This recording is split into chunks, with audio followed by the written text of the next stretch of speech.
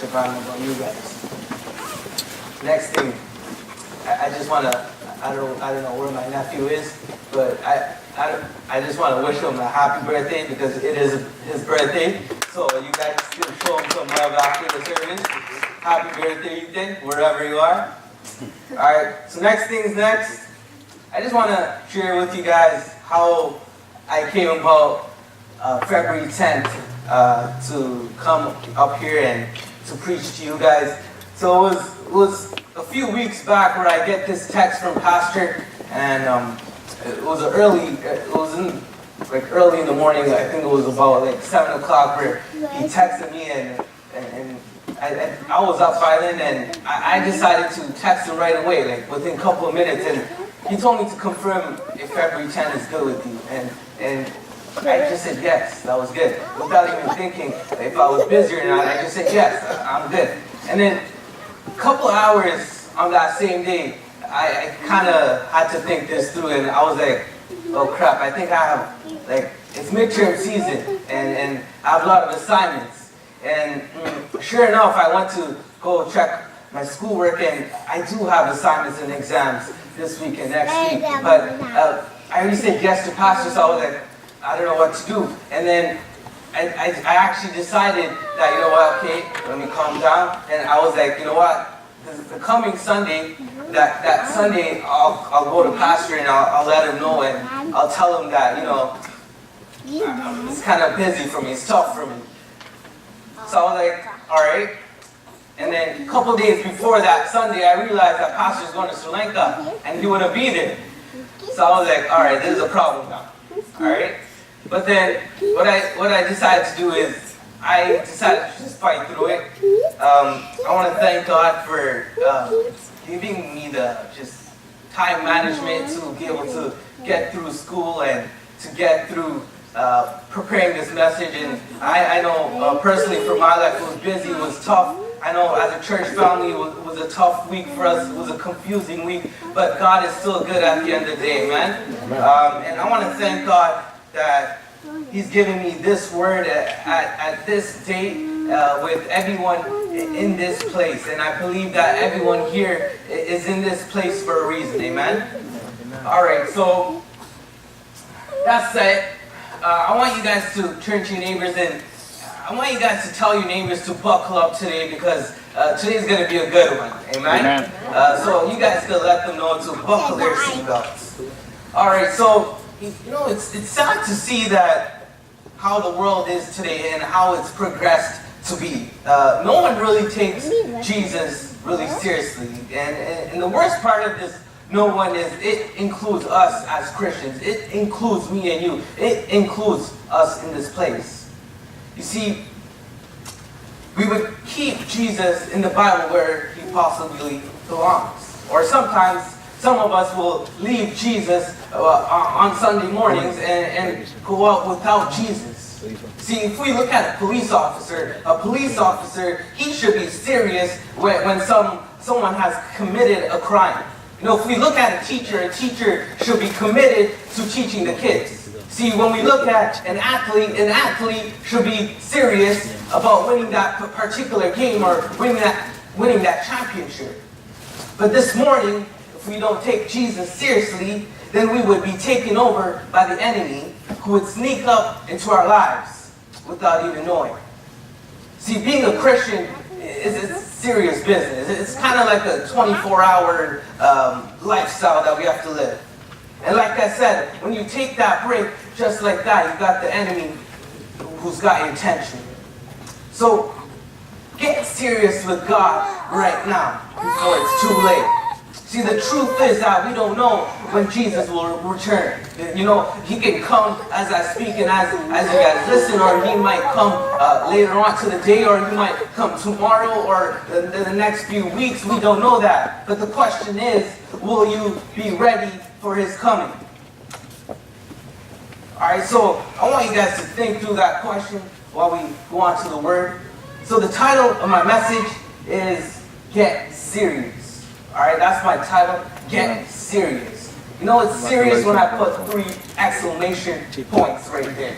So get serious, because I'm serious.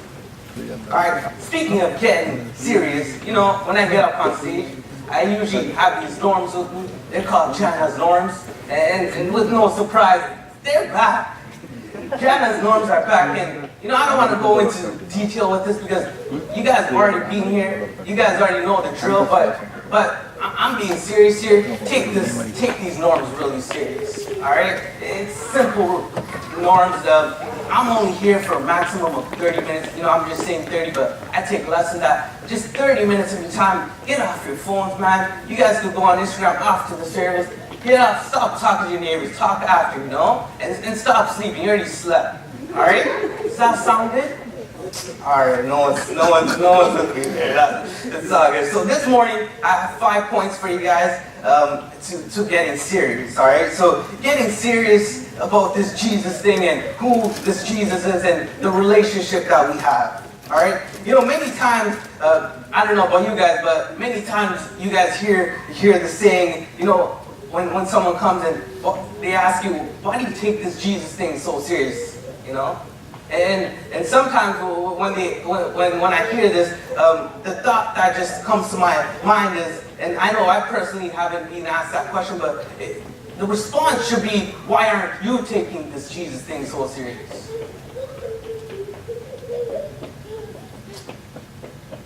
See, I don't know about you guys, but the first example that comes to my mind is Jesus himself. And how he took us, he took me and you so serious. You know, when he decided to go up on that cross for us and die for us and to sacrifice all our hurt, all our shame, and all our guilt. And I can go on and on and on with this, but I'll stop right there. See, what he did for us, no man or no thing can do. No one can replace that. So the question I propose to you guys this morning as you hear the word is, will you take Jesus seriously? Now, again, I want you guys to think through this question while the word goes on. So my first point that I have for you guys when you guys are getting serious is by making a choice. That's my first point. Make a choice. See, you want to decide on what you want to do. Alright, do you want to serve God and walk with God, which you probably should do, or do you want to say, you know what, I'm going to take a step back and I'm going to go straight. See, this is a decision that you, as a human being, has to make. You guys have to make that, and it's clear. You guys need to make that. No one else can make that for you. Alright, now let's go to Matthew 6:24. Alright, that's Matthew chapter 6, verse 24. Okay, I got it up on the screen. This is what it says. No one can serve two masters. Either you will hate the one and love the other, or you will be devoted to the one and despise the other. You cannot serve God and money. Now, what is this verse telling us? You know, straightforward, simply put, you cannot serve two gods. If you're saying, if you love God, then you can't love the world too. If you love God, then the clubbing has to stop. If you love God, then those drugs have to disappear. If you say that you're in for God, then the alcohol needs to vanish. If you say you love God, then the pornography has to be broken from your life. If you're saying you love God, then you can't love money. You can't serve that. That's what the end of that verse is telling us. You can't love God and you can't love evil. But it's sad to say this morning that many of us in this place, even in this place, are serving two masters. But again, in that verse, it's telling us it has to be that one. And I'm telling you guys this morning, let that be one, Jesus. So make a choice this morning, would you? The second thing that I want to talk about, which kind of follows up with my first point, is by making a commitment. That's my second point, commitment. See, making a commitment to God is you're actually making a promise to Him that you'll do what you've told Him to do. And say that you decide to break that pledge, it doesn't look good on you, or it doesn't look good on that resume. And I'm not talking about the resume that you guys take to work and get hired. I'm talking about the resume that you have with God. See, hold on to and keep that promise with God. See, let's say that we go to a wedding ceremony. We've all been to a wedding ceremony, and, we got the two main people up here, the husband and the wife, and then they're making their vows and commitment to each other, that they'll be with each other through the goods and through the bad. That there is no separation despite any problems and tribulations, anything happening. So just like that, make that commitment to God that you'll be by His side every single time. Even, when the troubles come, that you'll be by His side. Let's go to Luke 23, verse 46. Luke 23, 46. Alright, this is what it says. Jesus called out with a loud voice, Father, into your hands, I commit my spirit. When he said this, he read the previous last slide. Okay? You can see, even Jesus made a commitment to his Father. So think about a commitment that God may be inviting you to make today in your personal journey. Maybe this commitment is to come to church more often. Maybe this commitment is to come to youth meetings every week. And speaking of youth meetings, we actually have a youth meeting tonight at 7 p.m. and I'll see everyone there. Or maybe you want to make that commitment to God saying, you know what, I'm going to come to more church events. Or making that commitment by spending more time with God or reading the Word, and I can go on and on with whatever commitments you guys want to make. You want to get serious with Jesus, then make a commitment with Him and stick with it. See, don't let that commitment fall and then see you fall as well. See, if you go to Revelations chapter 3, verse 2, that's Revelations 3:2. I'm going to look at that small little first part where it says, wake up. That's all I'm going to look at, and that's actually my third point, which is to wake up. That's my third point, wake up. See, if we go back there, I bolded and underlined that for some of you guys. And now for some of you here, it's time to literally wake up because you guys went night-night and you guys decided not to follow those norms. But for most of us, it's time to wake up from our lives, from our spiritual and physical life. Because most of us are just zooming through life and just going by the flow. But it's time to wake up and be serious for God and pursue that purpose God has for you.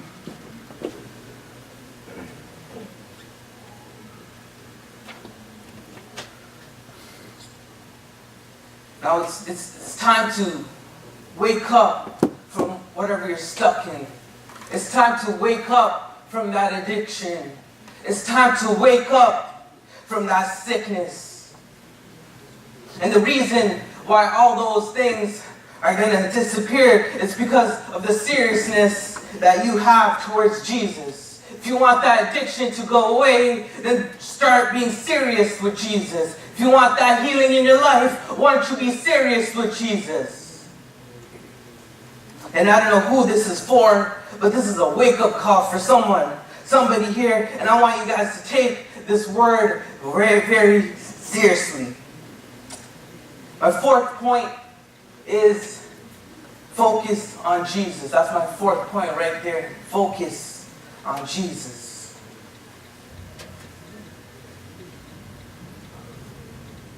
See, ultimately, the end goal or the end prize that we as Christians have is to enter the gates of heaven and to be there for eternal. And to do that, you got to focus on it. See, there will be many obstacles that come your way, many tribulations, many distractions that come? But are you going to fall into those obstacles and tribulations and distractions, or are you going to keep your eyes on Jesus and focus on Him, who will essentially help you just walk through those obstacles and stomp over and walk over those problems in your life? Now let's go to Matthew 14, 28 to 30. That's Matthew chapter 14, 28 to 30. Now if we actually go back, so this is a pretty well-known story for you guys. We're looking at Jesus and Peter here and them walking on water. If we go a couple of verses, so basically the disciples, they're in the boat and they see this figure. They see this figure coming towards the boat. And all the disciples, they're kind of confused. They're asking each other, who is this? Who is this guy? What's this figure? And they're guessing, is it a ghost? What is it? Who is he? And then Jesus comes in. He says, it is I. Relax, guys. I, the Father. It's Jesus.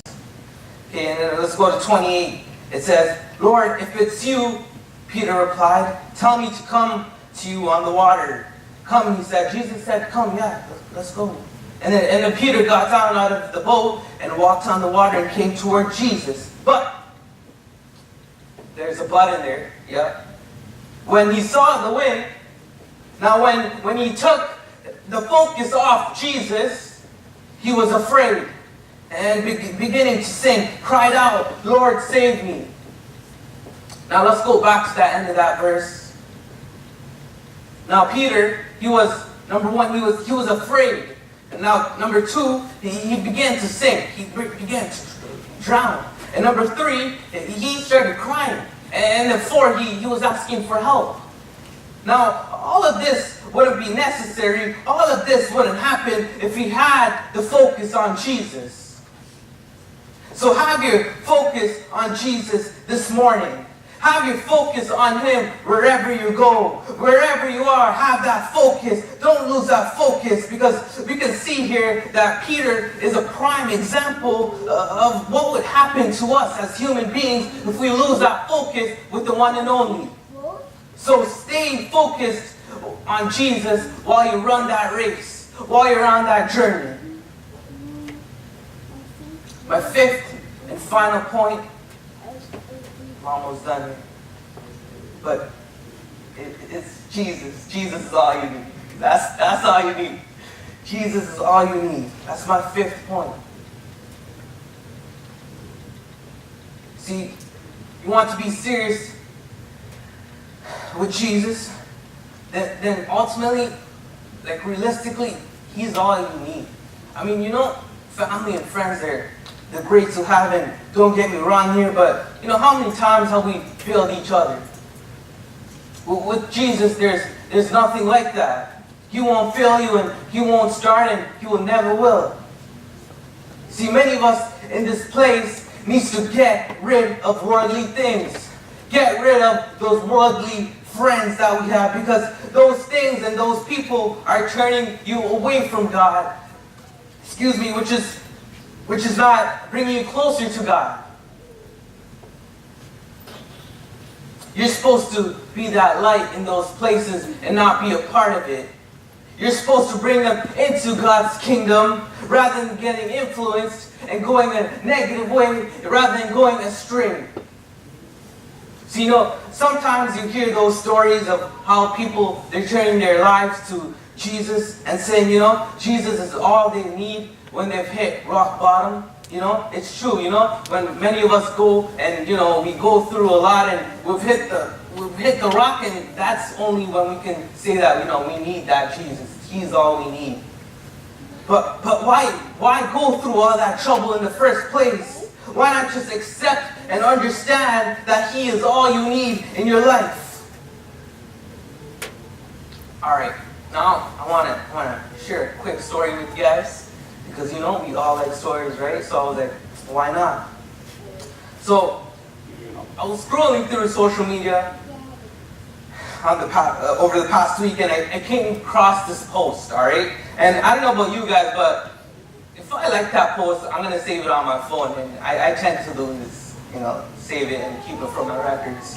And you guys actually might know this story because it was on social media, and we follow the same people. I hope so.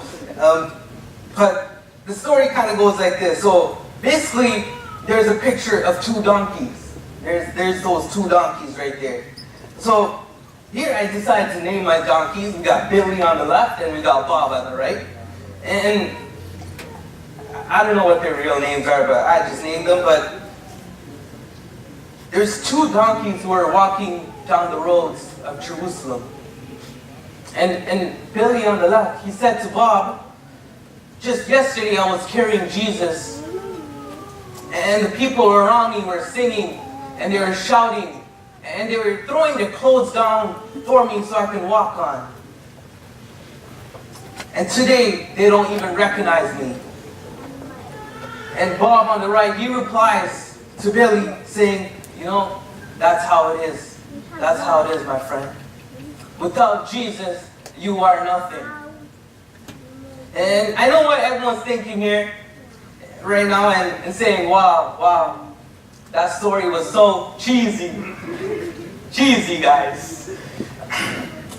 And you know what? I can't lie. I'm going to totally agree with you. This story is cheesy. But the truth is that Jesus is all you need in your life. He is, you see, Billy there, he was nothing without Jesus. And I can say this in my personal life that, I'm standing here in front of you guys because of Jesus. I am where I am today as a human being because of Jesus. And the same goes out to you guys. You guys are nothing without Jesus. I want you guys to really understand this concept because it's so important. You are nothing without Jesus. And Jesus is all you need. I told you I'm a quick preacher. I want everyone to stand up.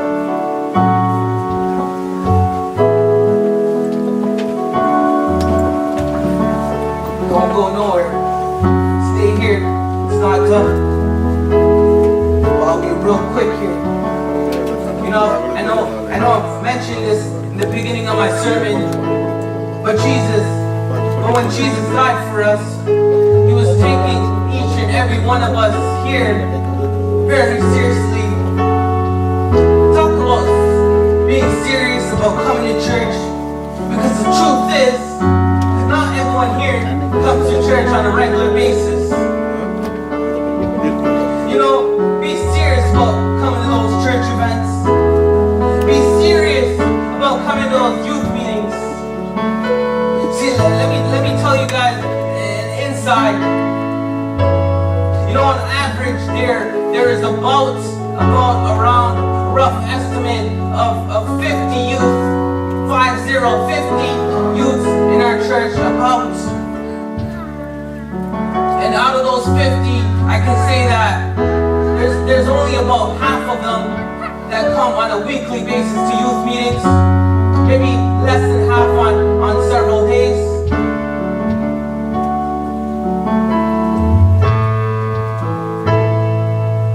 Now let's go back to my second point there. If you guys took notes, you guys know my second point was about commitment.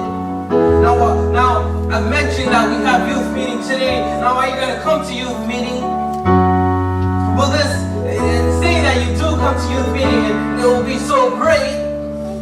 Well, will that be your only time that you'll come because you heard this message today and that you won't come again? See, I want you guys to make that commitment. Make that commitment that Lord, I will show up to youth meetings more. I will come on a weekly basis. Lord, I will come to church every week. That Lord, I will come and spend more time with you. Come on, let's make that commitment.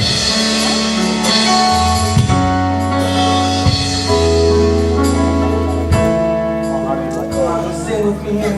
And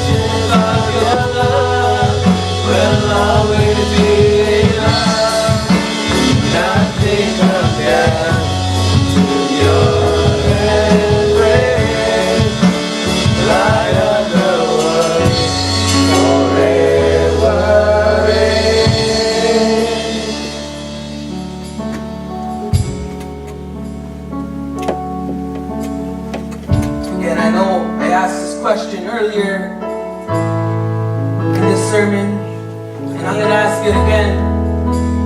When will you, not your friend, not the person you're sitting beside, but when will you take Jesus seriously? Because let me tell you, let that answer, let that